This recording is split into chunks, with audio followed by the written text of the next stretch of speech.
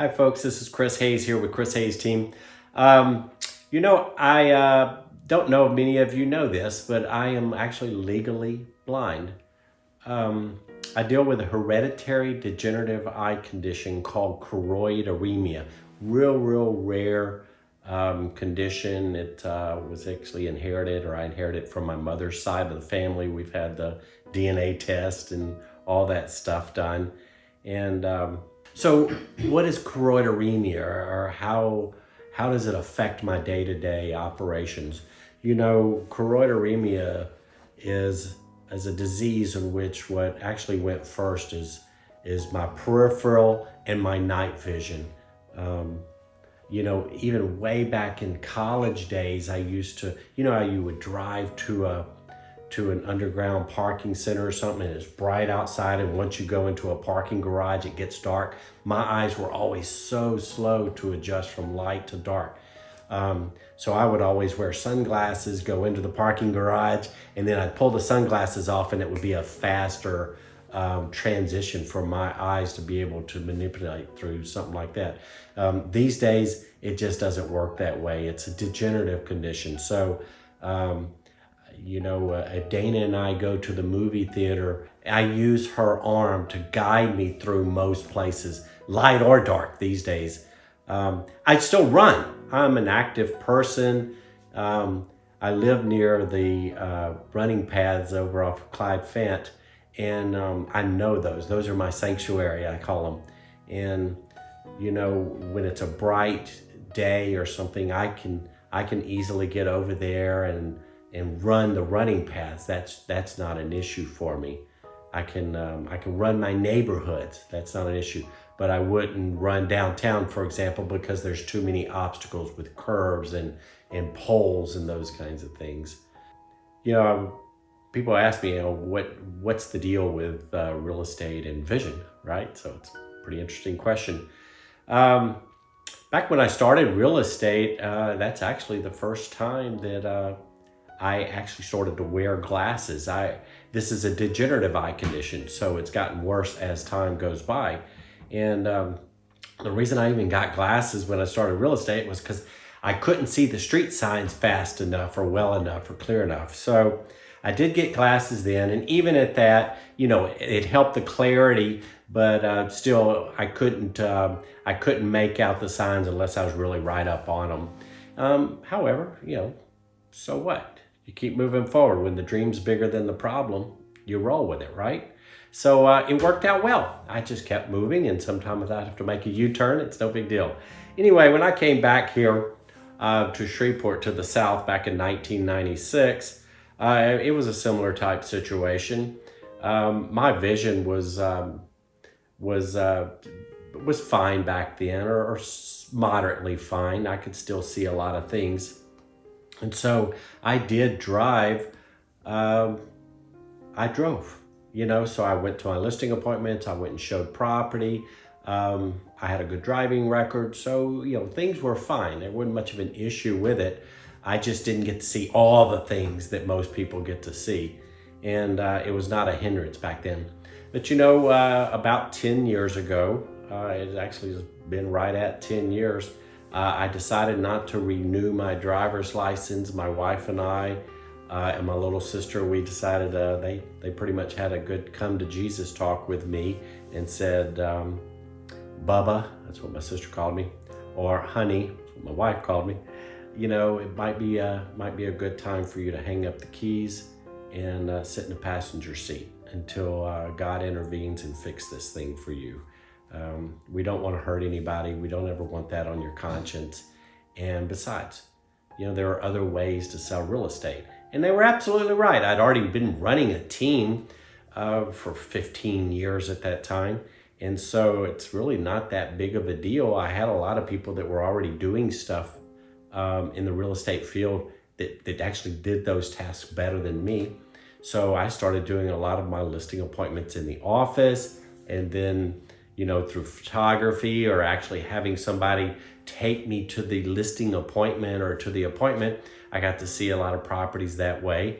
But realistically, even when I could drive, I was not the best guy to tell somebody how to stage a property. I always hired people that did jobs better than me to do those kinds of things and take care of my clients for me. So how do I handle it? I always had teammates that whenever I had a buyer out there, I wanted them always to be serviced at the highest level. So I always worked with people that did certain elements of the real estate business better than me. So I've had some great buyer's assistants through these last 20 years or 25 years, I guess now, that have worked with me, and they've just really taken care of our clients for us and truthfully have done a better job than I could have done. I helped guide them and teach them, learn the scripts, learn how to negotiate, learn how to set up searches. I taught a lot of that stuff. However, these guys actually took the ball and ran and did it at a higher level than I did. And it's been a joy. I look back in many ways right now, and I get to see so many professionals in the real estate industry that I've had my fingerprint on in their lives, and they're succeeding, and they worked with me, and I got to work with them to transition them to turn them into a really great real estate professional. And I still do the same thing. We just do it at a different level now. So rather than me going to the properties or directly interfacing with a client face to face, most often it's done on Zoom or it's done on the telephone. And then once you decide you like me and I like you, then oftentimes I actually hire one of my teammates, or one of my teammates will step in and take the ball and go to the next phase. And but I'm always there for my clients, and I want you to know I take care of my business, and I'll take care of you. And look at my Google reviews. Look at all the thousands of clients I've taken care of through the years. I've had that joy in my life, and this has not been what's stood in the way. If you take care of the people will take care of you. And I don't need my vision to diagnose what's going on in somebody's house to help them solve a real estate problem selling their house, or fulfill a real estate dream purchasing a house. So anyway, hopefully that gives you a little bit of a heads up about being legally blind in the real estate world, and having a team of folks that works with you and around you to support you. I have an office in our Keller Williams office where I've got an overhead LED light, and I've got a corner LED light, and of course there's the fluorescent in the office. So I need lots of bright lights around me, but not directly in my eyes. And my eyes are light sensitive, right? So if it's too bright, that's almost as blinding as being dark. So it's a funny condition. I believe God's got it covered for me. I believe that He's going to restore my vision before He pulls my ticket. It's not a condition that can be treated through surgery, like cataracts.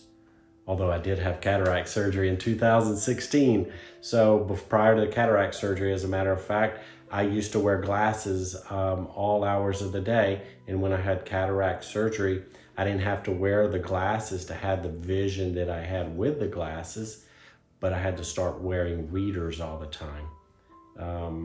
Where I stand right now, I can only read out of my left eye. My right eye is my poor vision eye, or my left eye is my dominant eye. A lot of times I don't read books so much anymore. I listen to them. So I do have I can read a computer monitor, for example, and I just have a big monitor. So you compensate. You do what you got to do to get where you want to go. I do have a fun attitude about it most of the time. Probably 95% of the time. I asked my wife if she'll let me drive, and she won't. So anyway, it's so funny. A lot of times I'm riding with somebody, and they'll say, "Please excuse my car," it's messy or whatever. And I'll tell them, don't worry, I don't see most of it. And besides, I don't even have a car. So, you got to have a good sense of humor about life. I heard it once said, it's your attitude, not your aptitude, that determines your altitude. So I feel like if I can keep this right up here, I've got about 90% of the race won. And overall, there's a reason. There's a reason I don't have my vision.